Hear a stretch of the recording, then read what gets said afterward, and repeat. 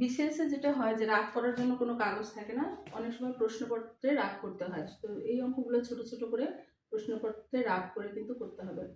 তো এক ব্যবসায়ী একটি পণ্যের মূল্য 25% বাড়ালো, অতঃপর বর্ধিত মূল্য থেকে আবার 25% কমালো, সর্বশেষ মূল্য ও সর্বপ্রথম মূল্যের তুলনায় কমলো না বাড়লো।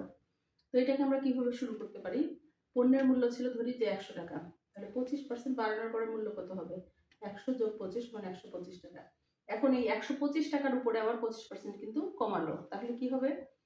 বর্ধিত মূল্য থেকে 25% কমালে কি হয়? 100 টাকায় কমে 25 টাকা, 1 টাকায় কমে 25 ভাগ 100 টাকা, 125 টাকায় কমে, এই যে এটা কাটাকাটি করলে কিন্তু 31.25 টাকা হয়।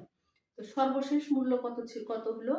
তাহলে প্রথমে ছিল বর্ধিত মূল্য ছিল 125 টাকা, কমলো হচ্ছে 31.25 টাকা, তাহলে সর্বশেষ মূল্য হলো 93.75 টাকা। কিন্তু শুরুতে মূল্য ছিল 100 টাকা, পরে হলো 93.75, তাহলে এই 6.25% কিন্তু মূল্য কমেছে, তার মানে শতকরা 6.25% টাকা কমেছে।